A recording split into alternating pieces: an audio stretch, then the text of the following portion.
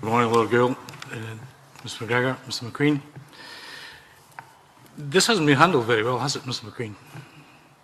It depends what you're referring to.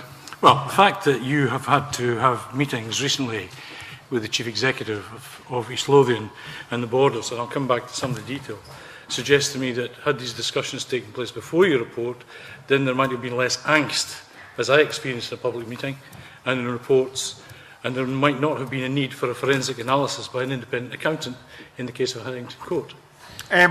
You could suggest that's been the case, but equally you could suggest that we've actually had a very good process of dialogue and consultation, as the Lord President's always explained. I think what you'll always find with any of these issues when there's a difficult decision is that once you get nearer the decision point, the heat gets turned up. Yep, and I think that's what we are finding. That's what we're in the midst of. It's certainly not the way I run my businesses, but there you are. Just on the Haddington Court situation, there were revenue expenditure savings of 81,000, of which 34,000 was a non-cash element, i.e. depreciation. That's correct, yep. And I understand that 47,000 has been covered, or will be covered by East Lothian Council.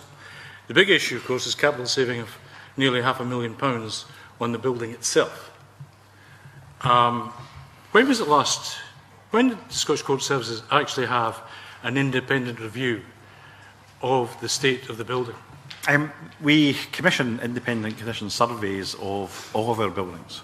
I couldn't precisely tell you when Haddington was last in that cycle. Well, would it surprise you that I was told... But it would have been... So we carry out an independent cycle of condition surveys of all of our buildings. It would surprise you to know that the check on the dilapidation and the state of the building was done just 5 years ago, and that £500,000 might seem a bit extreme. I'm not aware of what that position was 5 years ago. That's the first I've heard of it. I wonder if I might just take a couple of wider questions. Sorry, can I just come back just to make one point, which I think is quite a general point that's worth making. One of the things that we have tried to do is to approach this with integrity and professionalism. Yeah, we haven't looked at any costs or financial savings at all to try to somehow bring this together as part of a business case. And I think it's actually related to the point that Lewis MacDonald made earlier on. What we have done is trying to look at sensibly, not about what buildings should we close because we'll make a financial saving, but actually what's the ideal model for a future estate for Sheriff Courts. And that's why we have looked at courts that sit less than 3 days a week, where we think the travelling distances are reasonable, and we have looked at courts that sit within 20-mile distance of another sheriff court where we believe it can comfortably take the capacity. So that's the rationale we've used to include things in. We've not included or discounted sheriff courts because they have a small saving or they have a large saving.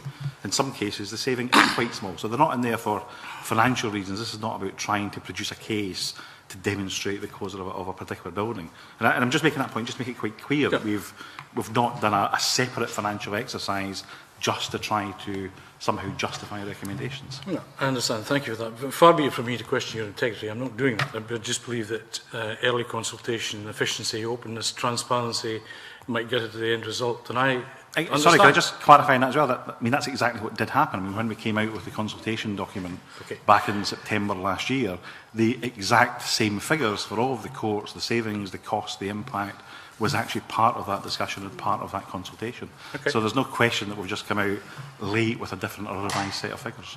That doesn't sit in my mind with having to have conversations with the Chief Executive of the Council. I understand what you're saying. Right. Can I just on the wider the attention of justice of the peace, there's a suggestion that some JPs may resign and may not be prepared to travel. That has a wider implication in terms of statutory declarations and passport applications.